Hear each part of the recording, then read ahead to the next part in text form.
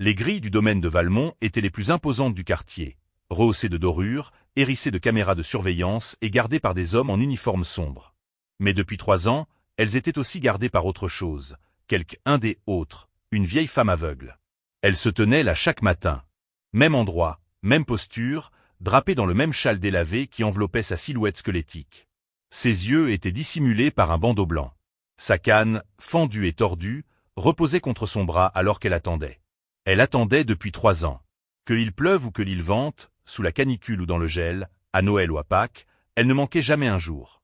Elle ne prononçait jamais un mot, mais elle ne partait jamais non plus. Le personnel, elle l'appelait « maman fantôme ».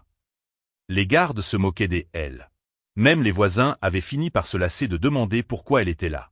Un seul homme dans toute la maison connaissait la réponse. Monsieur Charles Valmont, milliardaire, magnate de Énergie, propriétaire du manoir derrière les grilles, et prisonnier des un secret que personne des autres ne pouvait voir. Ce matin-là, il se tenait près de sa haute fenêtre vitrée, la fixant comme il le faisait chaque jour depuis 3 ans. Il ne sia pas. Sa femme, Valérie, entra, vêtue d'un pyjama en soie, une tasse de thé à la main. « Tu la regardes encore » dit-elle avec un soupir. Charles ne répondit pas. Valérie s'approcha. « Ça devient ridicule, Charles. Cette femme est une folle. Nous avons appelé la police. Nous lui avons offert de l'argent. Elle refuse de partir. Pourquoi ne part-elle pas ?» Charles garda le silence. Car il savait pourquoi. Il se souvenait de cette nuit, il y a 3 ans. Il se souvenait du sang, de l'orage, des lunes promesses brisées, et de l'enfant. On frappa à la porte, interrompant ses pensées. Était son chauffeur, Étienne. « Monsieur, le ministre de l'Intérieur vous attend dans le bureau. » Charles hocha la tête, forçant son visage à retrouver son calme. « Dis-lui que j'y arrive. » Mais alors que Étienne se tournait pour partir, Charles lui saisit le bras. « Fais-moi une faveur, » dit-il doucement. « Ne laisse personne toucher à cette femme. Ne la menacez pas. Ne la chassez pas. » Étienne parut confus. « Monsieur ?» Assure-toi juste qu'elle est à manger. Mets-lui un tabouret pour s'asseoir. Étienne hésita. « Mais patron, vous ne la connaissez même pas. » Charles détourna le regard. « Si, je la connais. » Plus tard dans la soirée, le ciel se déchira sous le tonnerre tandis que la pluie martelait les toits du manoir. Valérie était dans le salon, sirotant du vin avec son amie Véronique. « Je te jure, dit Valérie, si cette femme ne disparaît pas d'ici la fin du mois, je demande une injonction au tribunal. Ce n'est pas un lieu de pèlerinage ici. Est une propriété à plusieurs millions d'euros. » Véronique rit. « Peut-être que est une ex de ton mari. » Le sourire de Valérie effaça. Cette nuit-là, alors que le vent hurlait dehors, Charles était assis dans son bureau privé, lumières éteintes. Il sortit une vieille enveloppe. À l'intérieur, une photo déchirée montrant une Madeleine beaucoup plus jeune, souriante, tenant un bébé, et à ses côtés, un Charles de 25 ans. Son cœur se serra, sa main trembla. « Elle se souvient, » murmura-t-il. « Et elle ne partira pas tant que je n'aurai pas répondu de ce que j'y ai fait. Car il y a 3 ans, quelqu'un a disparu. Et la seule personne qui connaissait la vérité était aveugle, mais pas assez aveugle pour oublier. La pluie n'avait pas cessé depuis l'aube. Mais le manoir Valmont vibrait de chaleur et de parfums coûteux. Dans la grande salle à manger, Valérie Valmont était assise devant un miroir en marbre, vêtue d'une robe de velours, appliquant du rouge à lèvres comme si elle se préparait pour un mariage au lieu de regarder une inconnue pourrir sous la pluie. Son amie Véronique était assise sur le lit derrière elle, faisant défiler son fil Instagram. « Elle est toujours là, oh là là !» marmonna-t-elle. « Et le jour combien ? 1000 et quelques ?» Valérie rit doucement. « 1095. » Véronique haussa un sourcil. « Tu as compté ?» Valérie se tourna lentement. « Bien sûr que j'y ai compté. Je veux me souvenir du nombre exact de jours où une folle a essayé de faire honte à ma famille. Elle est aveugle, Valérie. Elle est maudite. » Valérie claqua sèchement la langue. Qui reste debout devant un portail pendant 3 ans à moins d'attendre la mort ou la vengeance? Véronique eut un sourire en coin. Ou les deux. En bas, Charles était assis seul dans son salon privé, buvant un café brûlant avec des doigts tremblants. Il ne pouvait se défaire du sentiment que quelque chose était sur le point de se briser. Sa femme, elle n'avait pas changé. Ses enfants non plus, mais lui, il avait changé, parce que la culpabilité ne s'efface pas. Elle se multiplie. Étienne, appela-t-il son chauffeur. Envoie un repas à la femme au portail. Du poulet et de l'eau chaude. Étienne hésita. Monsieur, encore? Tous les jours, dit Charles. Jusqu'à ce qu'elle parte. Mais ils savaient tous les deux qu'Hélène irait nulle part. Pendant ce temps, dans le salon, Clément et Noémie Valmont avaient une conversation très différente. Papa perd la tête, dit Clément en se jetant sur le canapé en cuir, vêtu un jogging de créateur et de chaînes en diamant. Noémie, en talons et soie, acquiesça. Il regarde cet aveugle comme si était la reine d'Angleterre. Clément rit. Peut-être que est le cas. Peut-être que est sa maîtresse cachée. Ils rirent ensemble, mais leur rire mourut lorsqu'ils entendirent la voix de Valérie derrière eux. Soyez prudents, dit-elle froidement. Il y a certaines femmes avec lesquelles votre père ne plaisante jamais. Ils se tournèrent vers elle, confus. Le sourire de Valérie, atteignait pas ses yeux. Vous voyez, continua-t-elle en se versant un verre de vin blanc, je ne suis pas devenue Madame Valmont en étant stupide. Cette femme dehors, n'est pas une étrangère. Est une menace. Clement se redressa. Attends, qu'est-ce que tu veux dire? Valérie fixa par la haute fenêtre la vieille femme sous la pluie. Hélène est pas là pour la nourriture. Hélène est pas là pour la pitié.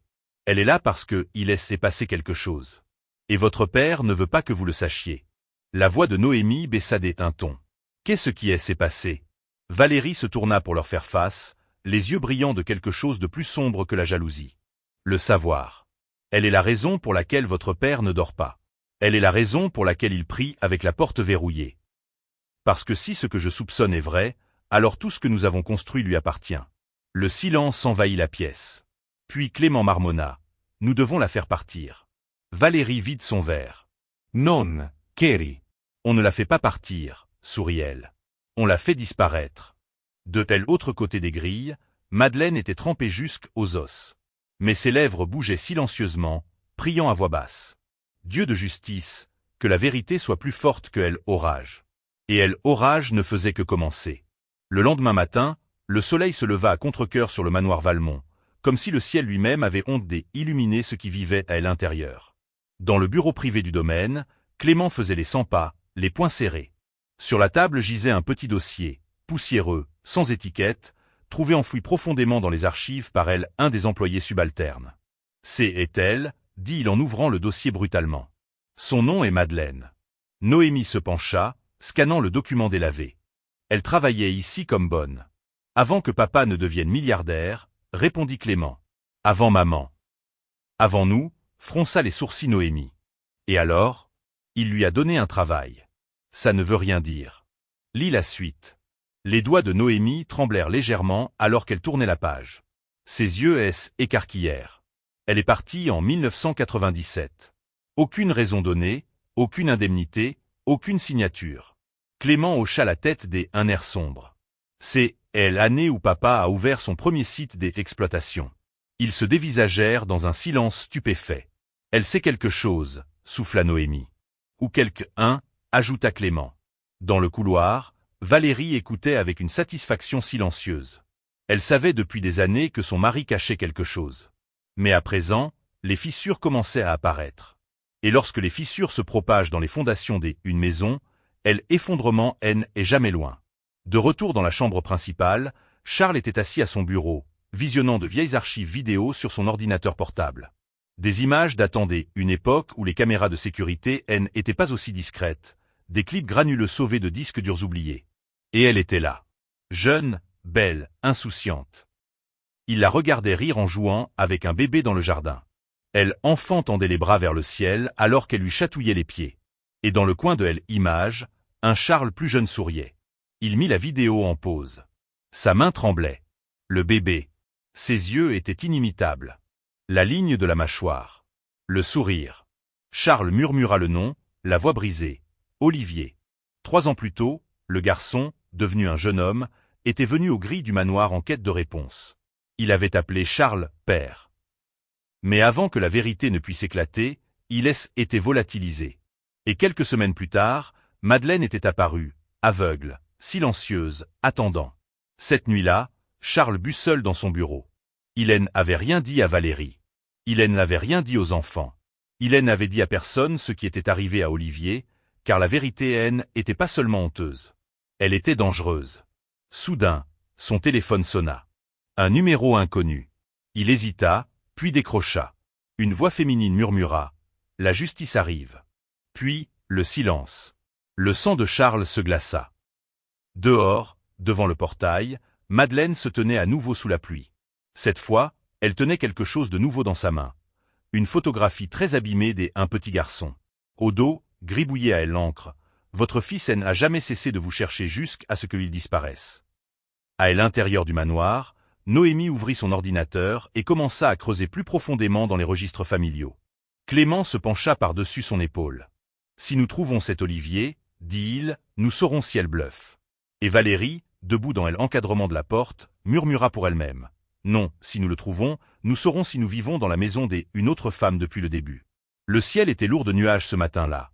Le genre de nuages qui annonce des tempêtes aussi bien dans les cieux que dans les âmes. Dans sa salle de prière privée, M. Charles Valmont agenouilla devant une croix dorée, murmurant la même prière qu'il répétait depuis 3 ans. « Seigneur, pardonne-moi. Ne laisse pas le passé revenir. » Mais le passé était déjà là. Il se tenait devant sa grille, drapé dans un châle délavé, tenant une canne et un souvenir qui refusait de mourir.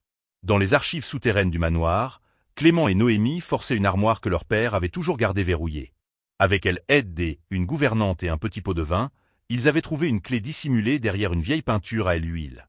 À l'intérieur de l'armoire, des documents, des photos, et une fine enveloppe brune portant seulement le prénom Olivier. Clément, ouvrit. À l'intérieur se trouvait un acte de naissance. Astérisque Olivier Charles Valmont. Né le 12 août 1996. Mère, Madeleine Leclerc. Père, Charles-Emmanuel Valmont. Astérisque Noémie eut le souffle coupé. C'est vrai. Clément laissa tomber le papier. Ce n'était pas une simple domestique. Était la mère de son premier enfant. Ils se regardèrent avec horreur. Et cela signifie que nous ne sommes pas ses seuls enfants. Ce soir-là, Charles était assis avec Étienne, son chauffeur de longue date et son plus proche confident. La télévision était allumée, mais personne ne regardait. Étienne brisa le silence. « Patron, il est temps. Dites-moi ce qui est vraiment arrivé au garçon. » Charles ferma les yeux, la douleur traversant son visage comme une ombre. Il est venu ici il y a 3 ans. Il a dit qu'il s'appelait Olivier, que sa mère était Madeleine. Je sabéis, murmura Charles. Dès que j'y ai vu son visage, ai su qu'il était de moi. Étienne se pencha en avant. Alors qu'avez-vous fait? Ai dit à la sécurité de le faire partir. Vous avez quoi? Est paniqué. Cria Charles. Valérie venait de sécuriser notre plus gros contrat énergétique. Clément était préparé pour me succéder. Comment pouvais-je expliquer un fils surgi du passé? Il baissa les yeux, dégoûté par lui-même. Le garçon a pleuré, continua Charles, la voix brisée. Il est resté dehors et a pleuré. Il a dit qu'il ne voulait pas d'argent, juste une reconnaissance. Charles regarda ses mains tremblantes. J'ai dit aux gardes de assurer qu'ils ne reviennent jamais. La voix d'Étienne devint grave. Avez-vous menacé? Je ne sais pas ce qui s'est passé après ça, chuchota Charles. Tout ce que je sais, c'est qu'il est volatilisé. Une semaine plus tard, Madeleine est arrivée, aveugle, brisée, silencieuse. Elle n'est pas là pour la justice, dit lentement Étienne. Elle est là pour la vengeance. Le lendemain matin, Madeleine ne resta pas debout. Elle est assise. Pour la première fois en 3 ans, elle plaça un petit tabouret en bois près de la grille, y installa lentement et attendit, tel un juge sur son trône. Valérie l'aperçut depuis le balcon et siffla entre ses dents. Elle prend ses aises. Mais Charles, lui, transpirait. Ses mains tremblaient alors qu'il appelait son avocat. J'ai besoin de faire une confession, dit-il. Une confession légale. Par écrit? Demanda avocat, stupéfait. La voix de Charles se brisa. Je crois que ai causé la mort de quelqu'un, et je ne peux plus le cacher. Dans sa chambre des hôtels en centre-ville, Valérie tirait déjà ses propres ficelles. Elle tenait son téléphone fermement et parlait dans le combiné. Trouvez Olivier. Mort ou vif? La voix à autre bout répondit. Et s'il est mort? Le regard de Valérie se durcit. Alors creusez une tombe plus profonde. Parce qu'aucune femme aveugle ne volera ce pourquoi est saigné. Dehors, devant les grilles, Madeleine murmurait le nom de son fils comme une chanson que le monde aurait oubliée. Et dans le vent, on aurait presque dit qu'il répondait. Pendant 1095 jours, les grilles dorées du domaine de Valmont lui étaient restées fermées. Les gardes allaient et venaient. Les visiteurs arrivaient en Bentley et repartaient en hélicoptère privé. Mais pour la femme aveugle dans son châle délavé, les grilles avaient jamais grincé, pas même une fois. Jusqu'à aujourd'hui. Il était tout juste 7 heures du matin lorsque Étienne sortit, son trousseau de clés tintant dans sa main, le regard chargé un orage de pitié et de crainte. Il marcha lentement vers la vieille femme qui était déjà assise sur son tabouret, les mains posées délicatement sur sa canne. « Mère Madeleine, dit-il doucement. Il veut vous voir. » Madeleine ne bougea pas. Elle ne sia même pas. Au lieu de cela, elle inclina la tête comme si elle essayait d'entendre si la vérité arrivait enfin. « Tu es sûr ?» demanda-t-elle. Il hocha la tête, oubliant qu'elle ne pouvait le voir, puis se reprit. Il a dit que était elle heure. Elle se leva lentement, ses os craquant sous le poids de l'âge, son corps tremblant légèrement, mais ses pieds restèrent fermes. Lorsque la grille ouvrit pour la première fois en 3 ans, un silence tomba sur le manoir comme une malédiction qui se lève. Les jardiniers cessèrent de tailler les haies. Les femmes de ménage se figèrent dans les couloirs. Même les oiseaux dans les arbres semblèrent suspendre leur chant. Depuis sa fenêtre à l'étage, Valérie lâcha sa tasse de thé. La porcelaine se brisa sur le sol. Elle est entrée, chuchota-t-elle. Charles était assis dans le grand salon, vêtu d'une simple chemise en lin blanc. Pas de bague, pas de montre, pas de chaussures de luxe. Juste un homme face à sa vérité. Les doubles portes grincèrent et Madeleine entra. Elle resta immobile un instant, ses yeux aveugles scannant l'espace qu'elle ne pouvait plus voir, mais qu'elle ressentait entièrement. Les mensonges, la trahison, le vide derrière la richesse. Puis, sa canne frappa 2 fois le parquet, et elle prononça une seule phrase. « Où est mon fils ?» Le visage de Charles effondra. Il se leva, fit un pas hésitant en avant, et tomba à genoux. « Je ne sais pas, » murmura-t-il. Elle est renvoyée. Elle ne tressaillit pas. Elle est suppliée de ne pas partir, continua Charles, la voix brisée. Je lui ai dit que je ne pouvais pas risquer le scandale. Il a pleuré. Il a dit qu'il me pardonnait. Elle est fait expulser. Lentement, Madeleine retira le foulard blanc qui couvrait ses yeux. Ses orbites étaient ternes, sans vie, mais le feu dans sa voix traversait les murs. Il a quitté votre grille, dit-elle doucement. Et il est jamais revenu. Était mon seul enfant. Et vous l'avez enterré dans le silence. Les larmes ruisselaient sur le visage de Charles. Je vous le jure, je ne sais pas ce qui est arrivé. Je pensais qu'il était reparti dans sa région natale. J'y ai même envoyé des hommes pour chercher, mais vous n'avez jamais cherché vous-même, coupa Madeleine. Vous aviez le pouvoir. Vous aviez argent. Mais vous n'aviez aucun courage. Madeleine, qu'attendez-vous de moi? De argent? Des propriétés? Une pierre tombale? Madeleine se pencha lentement en avant. Je veux une chose. Charles leva les yeux, plein désespoir. La vérité. Et je veux que le monde l'entende. Puis elle se tourna et sortit du manoir, non sans dire une dernière chose. Dans 48 heures, une vidéo sera publiée. Votre visage, ma voix, notre vérité. Et juste comme ça, le fantôme quitta la maison. Mais la hantise ne faisait que commencer. Le matin suivant la visite de Madeleine, une vidéo apparut en ligne. Elle durait exactement 12 minutes et 4 secondes. Mais ce fut suffisant pour ébranler les fondations de l'Empire Valmont. Postée anonymement, mais clairement enregistrée dans le salon de Charles, la séquence montrait tout. Charles à genoux, les larmes roulant sur son visage, et la femme aveugle, la voix posée, prononçant les mots qui allaient incendier Internet.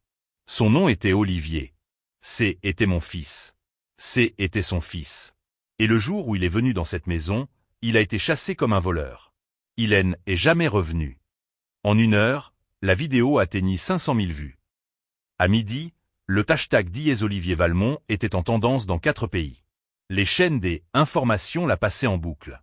Les gros titres hurlaient. Astérisque un milliardaire accusé d'avoir enterré un fils secret. Astérisque une femme aveugle brise le silence. Astérisque un enfant perdu, une fortune bâtie sur la honte. Astérisque qui était Olivier? La France exigeait des réponses. Le téléphone de Valérie sonnait sans arrêt. Des journalistes campaient devant les grilles. Clément frappa un mur de rage. Noémie vomit 2 fois. Et Charles? Il enferma dans son bureau et ne parla pas pendant des heures. Dans un hôtel du centre-ville, Madeleine était assise calmement sur une chaise en plastique.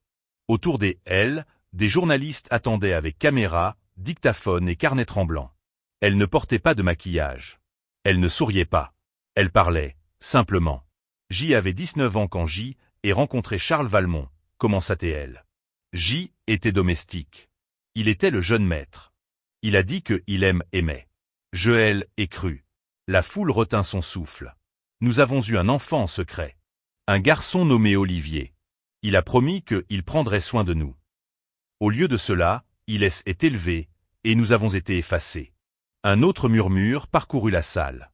Quand Olivier a eu 25 ans, il est allé voir son père. Il est jamais revenu. La fois suivante où je suis venu ici, J. était aveugle. Je suis resté à sa grille chaque jour pendant 3 ans, à attendre. La phrase finale résonna à travers la nation. De retour au manoir, Charles émergea enfin de son bureau. Sa voix était rauque. Il appela son avocat. « Faites une déclaration publique, dit-il. Admettez tout et lancez une fondation au nom des Olivier. » Avocat bégaya. « Monsieur, l'entreprise va s'effondrer. Alors laissez la effondrer. » Valérie était livide. Elle jeta un verre contre le mur. « Cette femme ne me prendra pas ma vie. » Mais les fissures étaient irréparables. Plusieurs membres du conseil des administrations démissionnèrent. Les investisseurs retirèrent leurs fonds. Et puis, le coup de grâce arriva. Un vieux reporter des investigations publia une vidéo secrète un jeune Olivier, âgé de 25 ans. Sur l'image, il était assis sur un banc devant les grilles des Valmont, fixant le manoir. « Je veux juste que tu le dises, disait-il doucement. Que je suis à lui, que je compte, que je ne suis pas une tache sur son histoire. » Ce seul extrait récolta près de 2 millions de vues. Les commentaires étaient brutaux. Astérisque, il a brisé un enfant pour le profit. Astérisque, repose en paix Olivier. Tu méritais mieux. Astérisque, aucun milliardaire ne devrait pouvoir enterrer un fils dans le silence. Astérisque, et dans les dernières secondes de la vidéo, Olivier levait les yeux. Une larme glissait sur sa joue et il disait « Même s'il ouvre jamais cette grille, je l'appellerai toujours papa. » De retour au manoir, Charles effondra à genoux dans le jardin. Et pour la première fois en 30 ans, il pleura, non pas pour sa réputation, mais pour l'enfant qu'il avait chassé. Le domaine de Valmont était passé du statut des empires à celui de maison fantôme. Les journalistes avaient été bannis des grilles, mais des drones bourdonnaient encore au-dessus des têtes. Les investisseurs se retiraient, le conseil des administrations convoquait des réunions des urgences, et le personnel chuchotait, craignant pour ses emplois. À l'intérieur, Charles Valmont était assis en silence sur sa terrasse, vêtu une simple tenue d'intérieur. Pas de chaussures, pas de garde. Valérie ne lui avait pas adressé la parole depuis 3 jours. Clément et Noémie restaient terrés dans leur chambre, tentant d'échapper au jugement des internets. Le nom de famille, jadis puissant, ne tenait plus qu'à un fil. Ce fil rompit à 15h17. On frappa à la grille du manoir. Étienne ouvrit, attendant à voir un autre reporter. Ce qu'il vit à la place fit rater un battement à son cœur. Un jeune homme se tenait là. Pas de caméra, pas de micro, juste une défiance silencieuse dans sa posture. Il appelait Raphaël. Membre fin, teint mat, début de la vingtaine. Il portait une chemise à carreaux rentrée dans un jean usé. Il ne ressemblait à personne, jusqu'à ce qu'il parle. « Je suis ici pour voir Monsieur Charles. » Étienne fronça les sourcils. « Et qui êtes-vous ? » ?»« Je suis son petit-fils, » dit calmement Raphaël. « Olivier était mon père. » 10 minutes plus tard, Charles se tenait figé dans son bureau.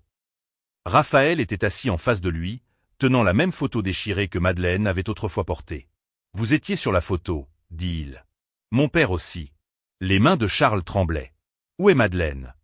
demanda-t-il doucement. « Elle se repose. C'est elle qui envoie. Et votre mère ?» Le visage de Raphaël assombri. « Elle est morte il y a 2 ans. Et Olivier ? C'est pour ça que grand-mère est venue seule ?» Charles deglutted difficilement. Que s'est-il passé? Ils ont été fauchés par un chauffard alors qu'ils revenaient d'un entretien des embauches ratées, lâcha Raphaël un ton plat.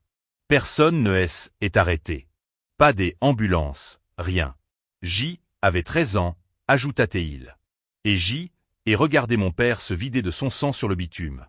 Un silence lourd tomba sur la pièce. Yemesauviens. Il n'arrêtait pas de dire, je veux juste que mon père connaisse mon nom. Les genoux de Charles flanchèrent. Il se laissa tomber sur le canapé, se tenant la poitrine comme si le poids de la culpabilité venait enfin de lui briser les côtes. Raphaël, murmura-t-il. Je ne savais pas.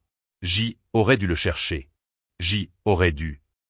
Raphaël se pencha en avant, la voix calme, mais les yeux brûlants et une rage froide. Vous n'aviez pas besoin de le chercher. Il se tenait à votre grille. Le lendemain matin, un nouveau titre barrait la une des journaux nationaux. Astérisque Charles Valmont nomme son petit-fils secret unique héritier. Ascension de Raphaël. Astérisque les salles de conseil se turent. Valérie manqua de évanouir. Clément hurla et projeta son téléphone à travers la pièce.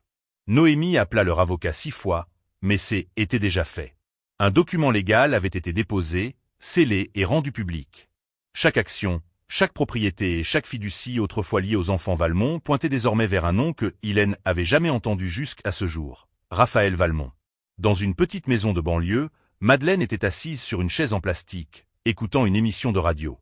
Ses lèvres tremblèrent. « Oh, mon garçon !» chuchota-t-elle. « Ton fils vient entrer par les portes comptées, avait fermé. » Sous sa fenêtre, des enfants jouaient dans la rue.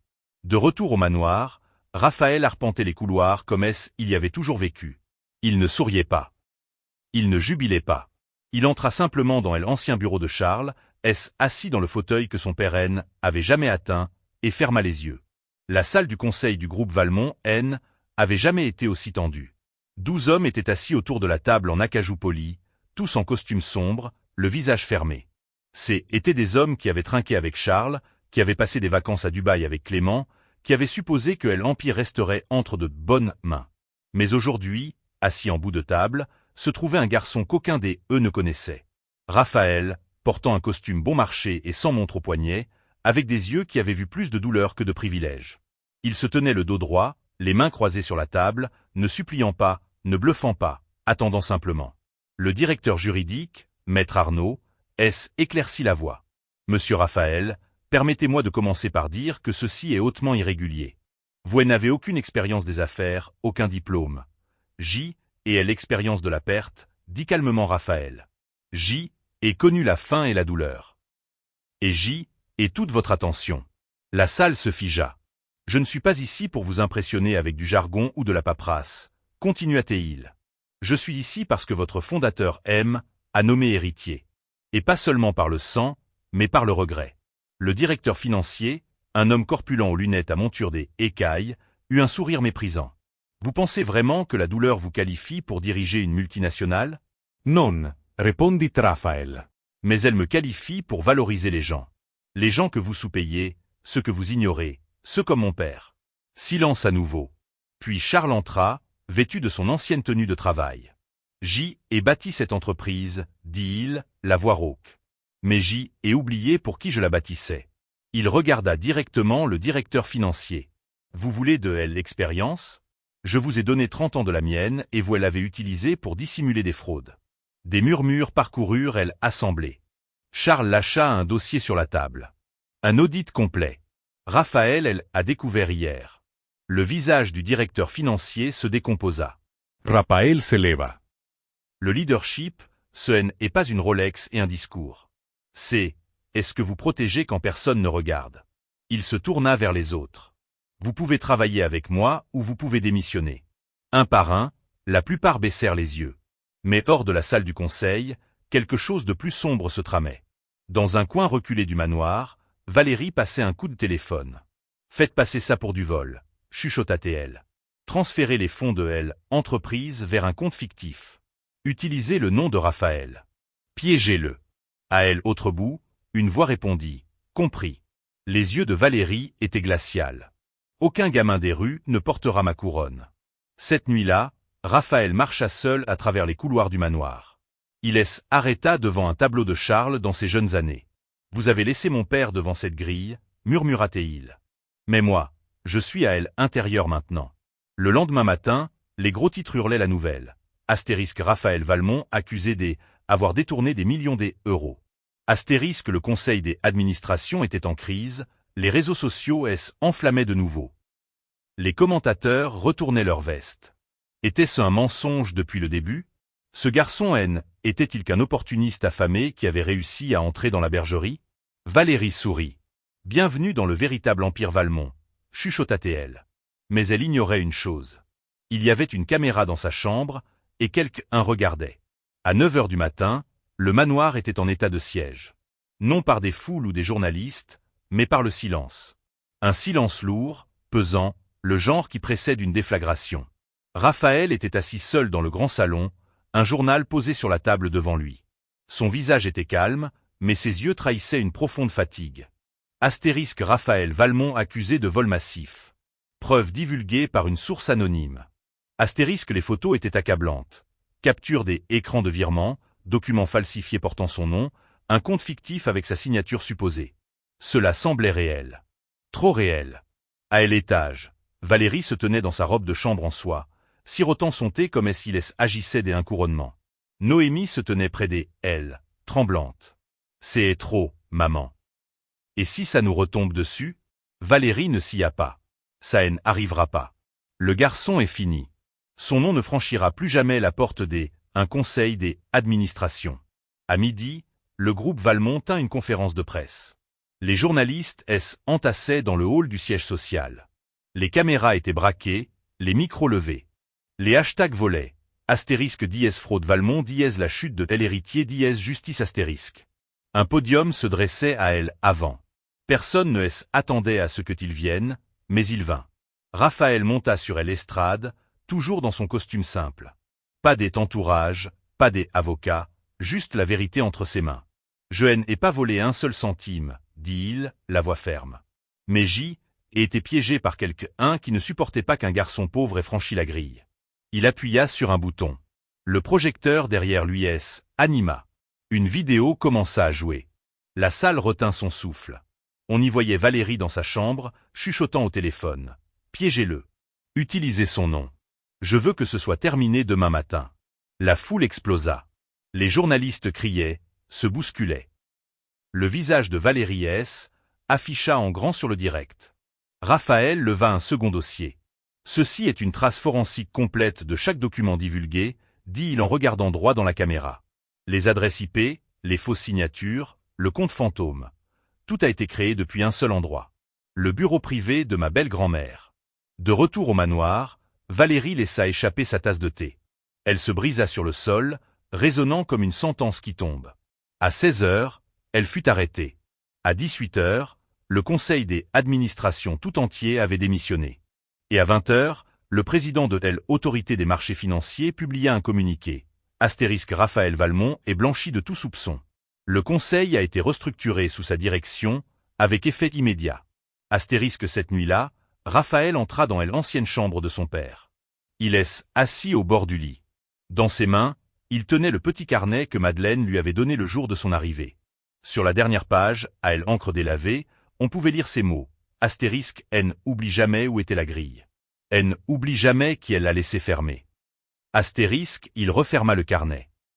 Charles entra silencieusement, se tenant à la porte comme un homme rendu humble par le fils que Hélène avait jamais élevé. Tu es plus fort que je ne l'ai jamais été, dit-il. Raphaël le regarda. Non. Je suis juste ce qui arrive quand la douleur survit assez longtemps pour parler. Dans une cellule de prison en centre-ville, Valérie était assise en silence. Son foulard de créateur ne servait plus que à retenir ses cheveux en désordre. Sur le mur face à elle, quelqu'un avait gravé ces mots. Astérisque la vérité ne meurt jamais. Elle patiente. Astérisque elle détourna le regard, mais elle ne pouvait s'empêcher de l'entendre.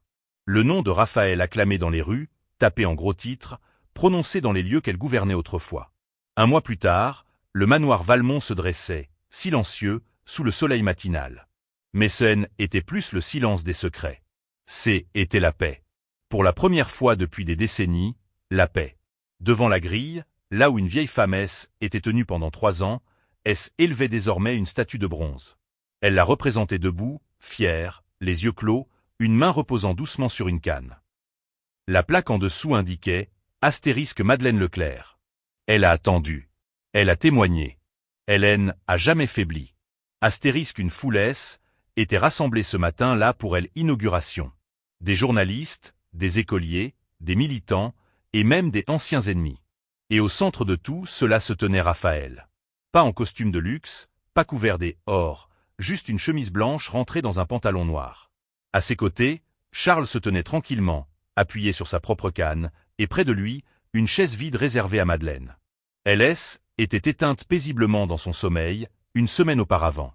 Dans sa dernière lettre à Raphaël, elle avait écrit « Astérisque, mes yeux sont peut-être partis, mais je t'ai vu franchir cette grille. C'est tout ce dont J avait besoin. Astérisque Raphaël S. approcha du micro. Je suis né un homme qui avait du pouvoir, mais pas de courage. J. ai été élevé par une femme qui n'avait pas la vue, mais qui avait plus de vision que le pays tout entier. La foule acquiesça, certains pleurant doucement. Les gens me demandent ce que je vais faire de elle empire maintenant, dit-il. La réponse est simple. Il se tourna vers les grilles du manoir derrière lui. Je les laisse ouvertes. Des applaudissements éclatèrent. Je les ouvre aux étudiants boursiers, aux jeunes entrepreneurs, aux gens comme mon père qui voulaient juste être vus. La presse enregistra chaque mot. Mais ce qu'ils ne capturèrent pas, c'était la façon dont Charles regarda Raphaël, comme un homme qui avait enfin retrouvé son âme. Comme un père. Plus tard dans la nuit, Raphaël se tenait seul à la grille, tout comme Madeleine elle avait fait. Il tenait une petite lanterne dans une main et la canne de sa grand-mère dans l'autre. Il la posa doucement au pied de la statue. « Je suis entré, grand-mère, chuchota-t-il. Et je ne repars pas. » Charles le rejoignit silencieusement, déposant une unique fleur blanche à côté de la canne. « Elle a attendu la justice, dit-il doucement. Mais toi, tu es la justice. » Ils restèrent là, ensemble, dans le silence. Et puis, comme sur un signal, la grille s'ouvrit. Pas pour une voiture, pas pour un politicien, mais pour une jeune fille en sandales usées, serrant un carnet contre sa poitrine. Elle resta figée, levant les yeux vers Raphaël. Il sourit et s'écarta. « Entre, dit-il doucement. » Elle entra. Et à cet instant, l'héritage du pouvoir changea. Ce N était plus une question d'argent. C était une question de vérité. Et la grille, au fond, elle n'avait jamais été vraiment fermée. Elle attendait juste le bon nom pour s'ouvrir.